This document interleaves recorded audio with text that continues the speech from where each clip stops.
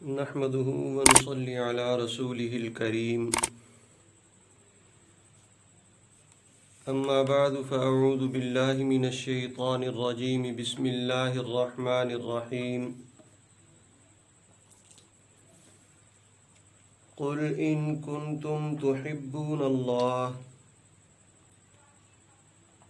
فاتبعوني يحببكم الله ويغفر لكم ذنوبكم واللہ غفور الرحیم۔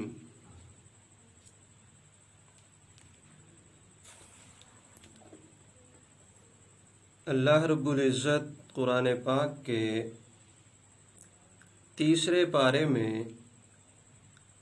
سورہ آل عمران کی آیت نمبر 31 کے اندر یہ بات ارشاد فرما رہے ہیں کہ اے میرے محبوب پیغمبر، آپ ان لوگوں سے کہہ دیجئے کہ اگر تم اللہ سے محبت رکھتے ہو تو میری اتباع کرو، تاکہ اللہ محبت کرے تم سے اور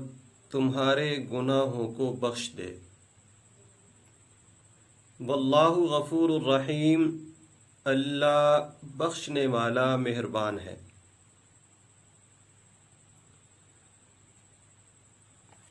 سامعین محترم،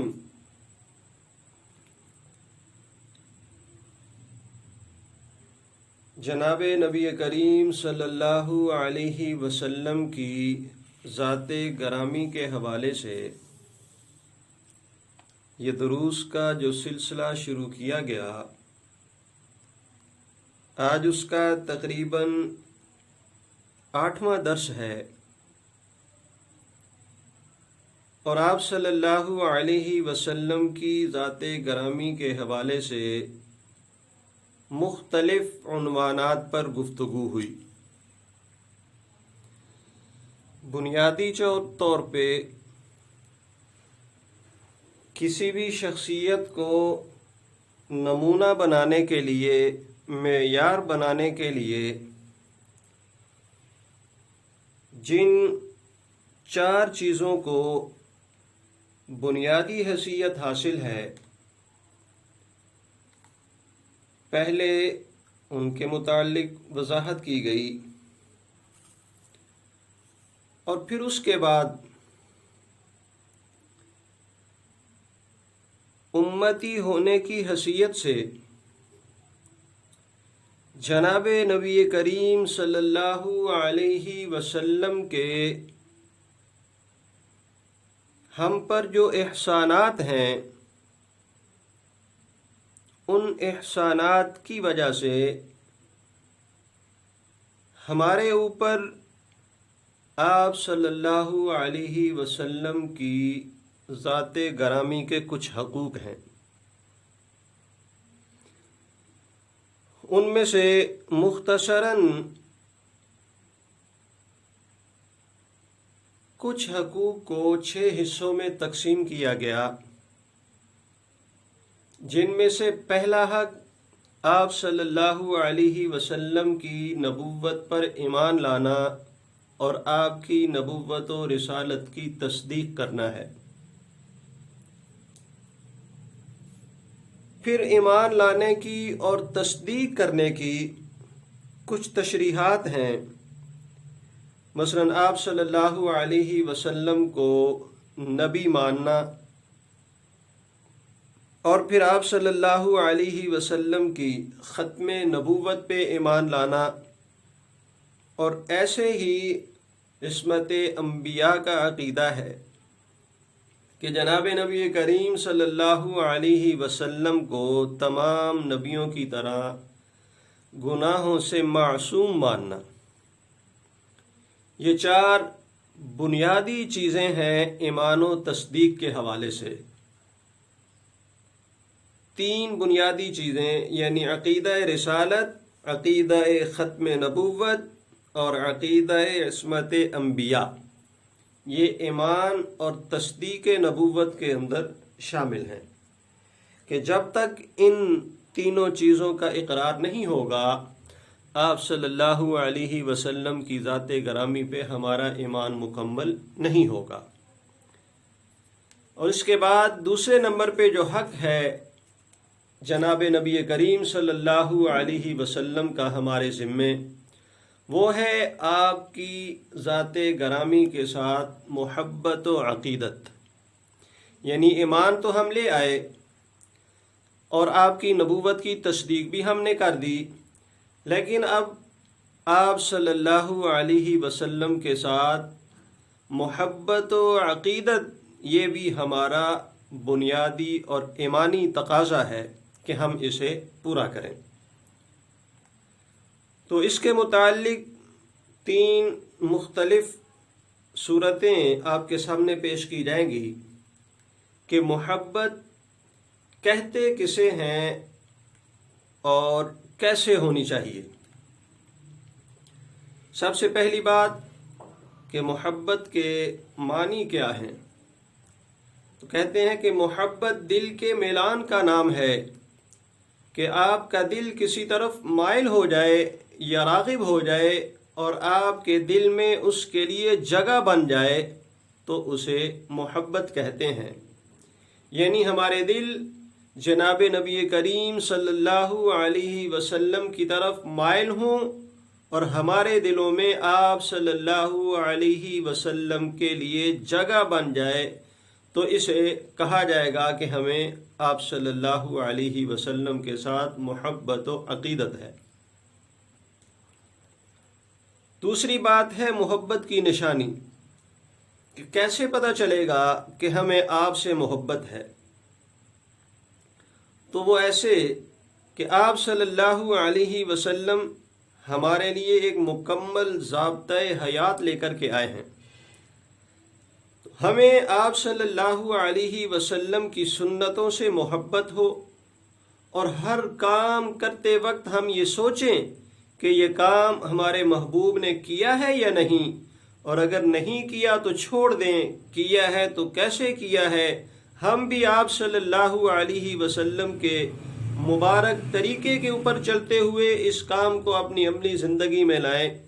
تو اسے محبت کہا جائے گا۔ جسے کسی شاعر نے شاعرانہ زبان میں یوں کہا کہ لو کان حبک صادقا لاطاعتہ ان المحب لمن يحب مطیع، کہ اگر تو محبت میں سچا ہوتا تو تابع دار ہوتا،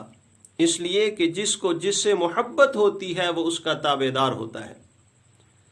تو یہ محبت کی نشانی ہے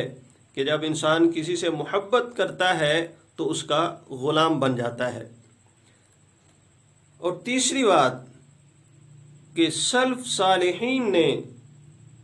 یہ محبت کس انداز سے کی اور ہمیں کیا سکھایا، تو اس کے لیے سب سے پہلے ہم دیکھیں گے جماعت صحابہ اکرام رضوان اللہ تعالی علیہم اجمعین کو، کہ انہوں نے جناب نبی کریم صلی اللہ علیہ وسلم کی ذات گرامی کے ساتھ کیسے محبت کر کے ہمیں دکھایا۔ تو صحابہ اکرام رضوان اللہ تعالی علیہم اجمعین کے دل میں آپ کی محبت سب سے زیادہ تھی، ادھر آپ نے اشارہ فرمایا، ادھر وہ عمل کے میدان میں کود پڑے۔ سیدنا ابوبکر رضی اللہ تعالی عنہ نے جب ابتدائی زمانے میں اپنے اسلام کا اعلان کیا تو بیت اللہ میں موجود لوگوں نے جناب صدیق اکبر کو اتنا مارا کہ سارا چہرہ خون ہو گیا اور بے ہوش ہو کر کے گر گئے۔ اٹھا کر گھر لے جایا گیا لیکن کوئی فائدہ نہ ہوا، یہاں تک کہ گھر والے مایوس ہو گئے اور اس بارے میں مشورے ہونے لگے کہ اس میں کون کون شامل تھا تاکہ خون کا بدلہ لیا جا سکے۔ اسی اثناء میں مشورہ چل رہا تھا کہ حضرت ابوبکر رضی اللہ تعالی عنہ ہوش میں آتے ہیں، اور ہوش میں آتے ہی سب سے پہلا سوال جو ان کی زبان پہ ہوتا ہے وہ کہتے ہیں مجھے بتاؤ میرے محبوب کا کیا حال ہے۔ اہل خانہ نے، اعزاء و اقربا نے کھانا پیش کیا تو وہ کہنے لگے، قسم اٹھائی انہوں نے کہ مجھ پر اس وقت تک کھانا حرام ہے جب تک میں اپنے محبوب کا دیدار نہ کر لوں۔ تو اسی حالت میں پھر انہیں سہارا دے کر کے لایا گیا اور آپ صلی اللہ علیہ وسلم کے سامنے پیش کیا گیا۔ تو یہ ہے محبت۔ اسی طرح احد کے میدان میں آپ صلی اللہ علیہ وسلم کفار کے گھیرے میں آ گئے تو حضرت طلحہ رضی اللہ تعالی عنہ آپ کے لیے ڈھال بنے تیر آتے تھے، ان کی کمر میں پیوست ہو جاتے تھے، یہاں تک کہ ان کی پوری کمر چھلنی ہو گئی۔ ایک مرتبہ تو آپ صلی اللہ علیہ وسلم نے سر اٹھایا دیکھنے کے لیے تو حضرت طلحہ رضی اللہ تعالی عنہ فوراً اوپر ہوئے اور عرض کیا کہ یا رسول اللہ اپنا سر مبارک نیچے کر لیجئے، کہیں ایسا نہ ہو کہ آپ کو لگ جائے۔ چنانچہ آپ صلی اللہ علیہ وسلم نے جب حضرت طلحہ رضی اللہ تعالی عنہ کی اس جانثاری کو دیکھا تو آپ صلی اللہ علیہ وسلم نے فرمایا، میرے صحابہ، میرے دوستو، طلحہ نے آج اپنے لیے جنت کو واجب کر لیا ہے۔ صلح حدیبیہ کے موقع پر جب مشرکین مکہ کا نمائندہ بن کر عروہ بن مسعود آیا تو اس نے دیکھا کہ جب آپ صلی اللہ علیہ وسلم وضو کرتے ہیں تو صحابہ دوڑ پڑتے ہیں کہ پانی ہمیں مل جائے۔ جب وہ واپس گیا تو اس نے اہل مکہ سے جا کر کہا کہ میں نے روم و ایران کے بادشاہوں کے دربار دیکھے ہیں، لیکن جو محبت میں نے آپ سے آپ کے ساتھیوں کی دیکھی ہے وہ میں نے اور کہیں نہیں دیکھی۔ میرے دوستو، یہ ہے جناب نبی کریم صلی اللہ علیہ وسلم کے ساتھ محبت اور عقیدت کا تقاضا کہ جب آپ صلی اللہ علیہ وسلم کی ذات گرامی کے حوالے سے، آپ صلی اللہ علیہ وسلم کے حوالے سے کسی بھی قسم کا کوئی معاملہ ہمارے سامنے آئے تو پھر ہمیں اپنے آپ کو بھول جانا چاہیے، اور یہی چیز حدیث مبارکہ کے اندر نبی کریم صلی اللہ علیہ وسلم نے بیان فرمائی کہ لا یؤمن احدکم حتی اکون احب الیہ من والدہ وولدہ والناس اجمعین، کہ انسان اس وقت تک کامل مومن ہو ہی نہیں سکتا کہ جب تک ہر چیز سے زیادہ محبت اسے میری ذات کے ساتھ نہ ہو۔ تو آپ صلی اللہ علیہ وسلم کی محبت یہ ایمان کی شرط ہے۔ جب تک ہمیں اپنی ہر چیز سے، اپنی جان سے بھی زیادہ آپ کی ذات گرامی کے ساتھ محبت نہیں ہوگی، تب تک ہمارا ایمان کامل نہیں ہو سکتا۔ اللہ رب العزت سے دعا ہے کہ اللہ رب العزت ہر مسلمان کو آپ صلی اللہ علیہ وسلم کی ذات گرامی کے ساتھ ایسی ہی محبت نصیب فرمائے اور آپ صلی اللہ علیہ وسلم کے لائے ہوئے مبارک دین کے مطابق عملی زندگی گزارنے کی توفیق عطا فرمائے۔ وآخر دعوانا ان الحمد للہ رب العالمین۔